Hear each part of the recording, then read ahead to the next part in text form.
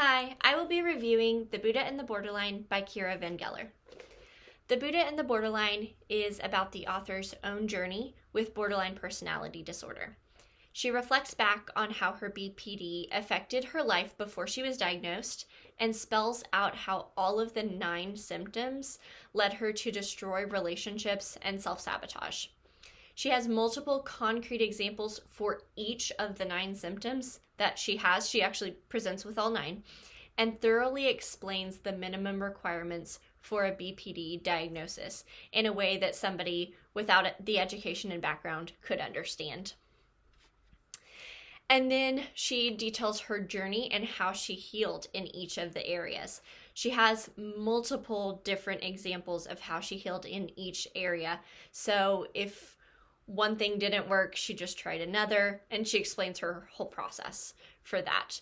The author does a great job describing the deep emotions associated with having borderline personality disorder and actively addresses the stigma of BPD. She had examples of therapists that she had worked with for years, not trusting that she actually had BPD, not believing her. And then she also talks about how some of her therapists let her know about how the insurance coverage was different for borderline personality disorder versus anxiety and depression diagnosis, things like that. So towards the end of the book, the author decides to move into a Buddhist sanctuary community with some other people, and she compares and contrasts that with white culture. I think her talk about this is very genuine and very important. She touches on American consumerism and the American workplace and some expectations that people in American culture put on themselves that look a lot different in Buddhism. She talks about the pushback that she gets from loved ones, even things as small as people freaking out that she was going vegetarian in this community. My personal reaction is that her explanation of the depth of emotion in this book is really great. People who might struggle with anxiety, depression, or suicidal ideation could really relate to the things that she was saying. I think some of the examples for things that she did wrong actually were not the best examples. There were multiple times in romantic relationships where she automatically assumed 100% fault because she has BPD and she was trying to be self-aware of it. And I think some of these examples, if people with BPD like symptoms or BPD internalized that it could kind of turn into enabling somebody who's a little bit too controlling or could potentially gaslight them. So for example, Kiera was cleaning one time and in her boyfriend's house and found a pair of panties that was not hers in his dresser. She ultimately confronts him about it. They both get very angry, and she ends up writing saying, I really regret doing that. I shouldn't have yelled at him the way I did, which I feel like for some readers could get misinterpreted as trying to sweep the problem under the rug to keep peace in a relationship. She had another ex who actually was living with his ex-girlfriend of 9 years and brought this roommate/ex-girlfriend to family gatherings instead of Kiera, who he was dating and was with. And she ends up, again, kind of blaming herself because she has BPD, blaming herself for her feelings that I feel like were really valid.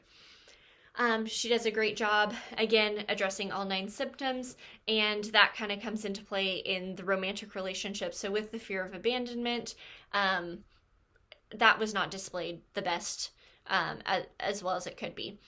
She also discloses some sexual abuse that she endured in childhood and talks about the specifics of that, like who it was and how she was groomed and all sorts of stuff that I think was appropriately placed in the book. Even though it was childhood, it happened chronologically first. She put it 3/4 of the way through the book because she talked about basically the steps in healing and she felt like the first step needed to be to create stability for herself, and then after that dive deep into the trauma. And so she talked about her childhood trauma in the book in the place that was right between establishing stability and moving into the monastery. So I would say probably the biggest lesson from it is really just how she was treated by the mental health system. She actually, there was a diagnosis of borderline personality disorder in Kiera van Gelder's chart, like 5 hospital visits before she found that out. She went through a lot before figuring out her diagnosis, and she dived into why, when she asked the doctors what they told her, why she was not told of her diagnosis. I think that was really thought-provoking for me as a student in the program, why she wasn't told of her diagnosis, and then when she shared her diagnosis, she was constantly shut down. People were like, well, you're too high functioning for that, basically, and perpetuated the stigma, which it was just not healthy. There were some not healthy therapists. But she did end up in the end having a healthy DBT therapist that she could page when she wanted to, or when she was having suicidal ideation. And she talked about how that worked, but also how boundaries worked for working with a therapist who was basically on call. So overall, I gave this a 3 out of 5 because of the pros and cons that I talked about.